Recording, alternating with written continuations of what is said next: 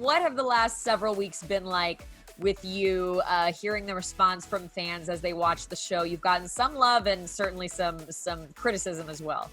Yeah, I've got I still getting the hate. You know, I think that's always going to be a component because anytime you, and I knew getting into this what I was getting myself into, so that was to be expected.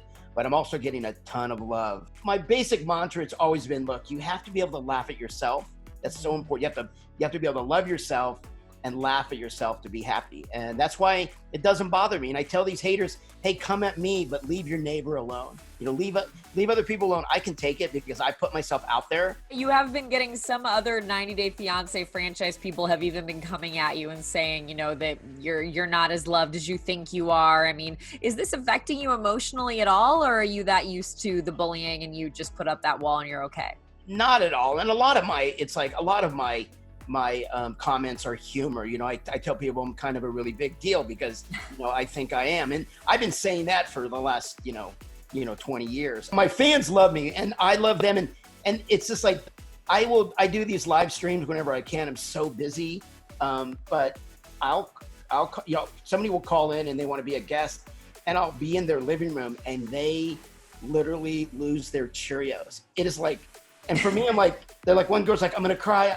I can't breathe. I'm like, okay, breathe and don't cry. It's just Big Ed, from San Diego, relax. So I'm having a lot of fun. I'm getting a lot more love at this point than I am the hate. So that certainly helps. You're my king. I'm her king.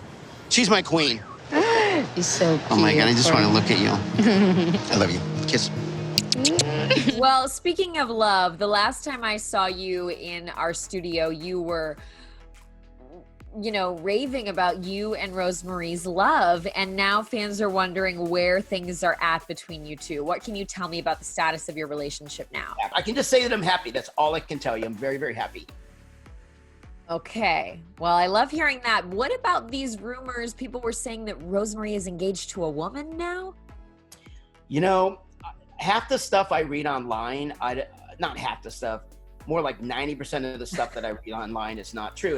It's people grabbing information, they're grabbing bits of information, kind of like, and they're just creating, fake news. They don't know what's going on. I know what's going on in my heart. So is Rosemarie engaged to a woman right now? I have no idea. I haven't even seen the article. How do you have no idea? Yeah, I mean, I heard people will talk about it, but I haven't seen it. Well, you have to know if she's engaged to a woman or not, right? I can't answer that. Okay. I cannot answer that. You know that. So are you two quarantining together? I cannot answer that. What do you have to say to people who have continued to have commentary about the age gap between you two?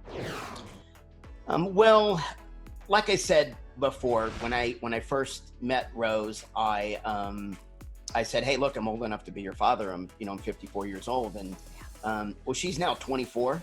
So anyways, but I still, it hasn't changed. Our feelings haven't changed. Age is not an issue for us. That's all I can say. What drove you to feel those feelings for her then? Admiration and the fact that I really didn't think I had a chance because she was in the Philippines and I was in San Diego. And there's like, even though it was all like giddy, lovey at first. In my mind, I'm like, okay, this is just entertainment. It's not going to turn into anything, but it did. So at first it was the safe thing for me because of our huge, geographical, difference. Like we were in two separate countries. So that was safe for me.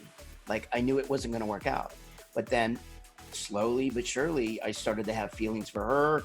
We would talk every morning. We would talk 2 or 3 times a day. And at night, she was the first person I talked to when I woke up and the last person I talked to before I went to bed. But what is it about when you say admiration? Do you mean you were drawn to how much she admired you?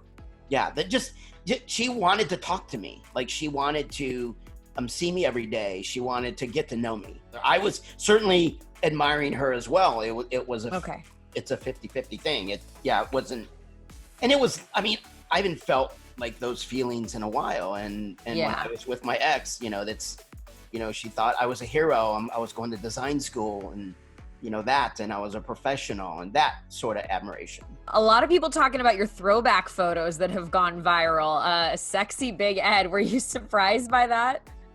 What is up with that? Oh my God. I was dating my ex-wife. I think it was 1988. This is the honest to God truth.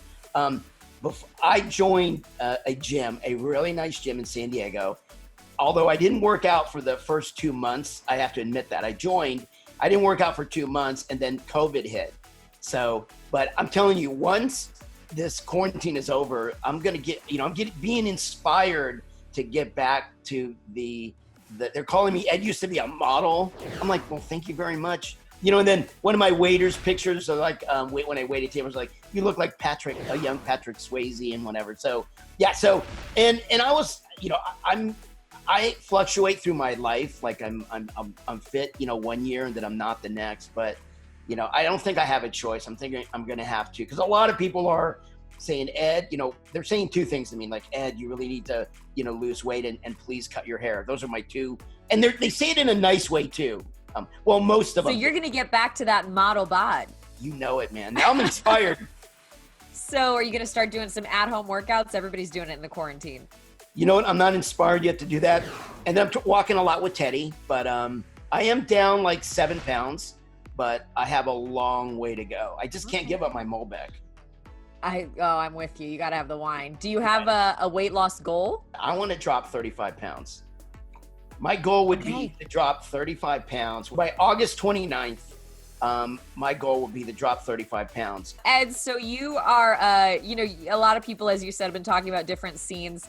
The leg shaving scene.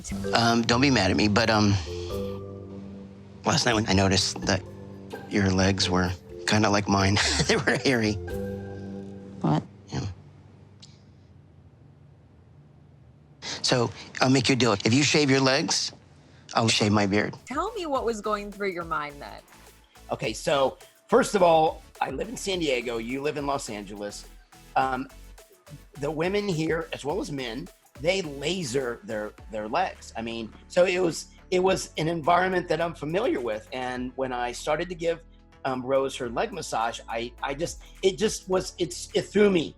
It threw me a little bit. And I didn't mean to react the way I did, but I was just like, oh my God. So the next morning, I said, hey, I will, I offered to shave her legs and she said no. And, and then she said, if you shave I'll shave my legs if I can shave your beard, or if you shave your beard. So we both ended up shaving ourselves and it worked out. But yeah, I got a lot of heat for that. So there's a test that you can take. You test me? No, yeah, it's a test for I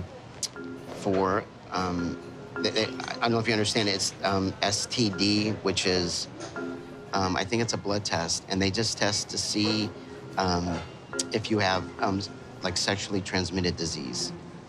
So I was asking if you're willing to take that test. I'll never ask you another question about your past. I'm disappointed. The STD test request was much talked about. Oh, most certainly. Okay, so hindsight's 2020, and I had an awesome conversation with Tiffany about 2 weeks ago, and she's great at giving me feedback, as you know, and she's like, Dad, because the first thing I did when I got back from the Philippines is I went and got an STD test, and I'm clean. But my daughter's like, you would have got the test and then asked Rosemarie, hey, look, I still have questions about your past. I took a test, will you? That was the right thing to do. Obviously, I didn't do that. So great advice from my daughter. But I, and you saw what happened. It almost cost me our relationship. That was insane. You want to test me. I feel you will not trust me. So I feel offended. I don't mean to offend you. So I'm not comfortable. Well, you've had kind of wild requests, but you've also made big sacrifices. I mean, you bathed with her dad, essentially. Not essentially. I did. Oh my God. And God is with a GAWD. I'm kidding. So yeah, well, you saw the night scene before was so the dad had left, and then he came back. We all had dinner, and he left, and then all of a sudden he's back. I'm like, what in the heck are you doing here? And then he's like, oh, I'm gonna sleep between you two because I don't trust you. So I wake up and I'm already miserable, and then I'm like, let's go I need to go take a bath. So I didn't even know where the bath was. I had no idea. I never asked. And then sure enough, we're walking by her dad's room, and he's like, hey, I want to bathe with you. I'm like, okay. So we walked another 6 feet over this 50 gallon drum of water, and hence, the bath scene with her dad. I'm dropping the soap. It's surreal again. Rose is sitting there, they're hosing me off, and it is freaking freezing. The water was actually really, really cold. So I was really, really cold. And then I looked down, and I saw I didn't even know what it was. What it was at first, but because it was almost doing like this. It looked like from like the Mutant Ninja Turtles, that little kung fu guy. It was actually a rat. And then I asked Rose, I go, oh my God, I scared the crap out of me. I jumped into the room, and I'm like, what is that? And I go, is that a mouse or a rat? She's like, I think so. So she didn't even know what it was. So, and I mean, God forbid, I probably slept with that thing the night before. What would you say now about your suspicions that Rose was just in this for money? Do you still feel that way? We're still exploring that. Like at this point, okay. We're still, and I still have, to answer your question, at this point, I still have suspicions. At this point in the show, you mean? Yeah. Okay.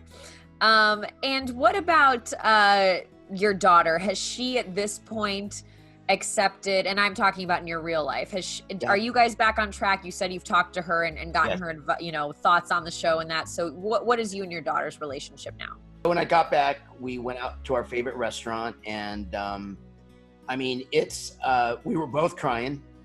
We were both in tears, and I learned not only was I not listening to, because my daughter was, when I first told her I'm doing this, she's like, and her mom were like super fans of the show. I'd never seen the show before. Yeah, I remember you telling me that. They knew what was coming, and so they were 100% against it. So my daughter just kept texting me, and where I really screwed up is I wasn't listening to her. Basically, I was able to explain to her and apologize that because she was more hurt because I wasn't listening to her. And then she was going through a lot of stuff in her life that I didn't realize she was. She lives in Vegas, and with her mom and her stepdad, and they were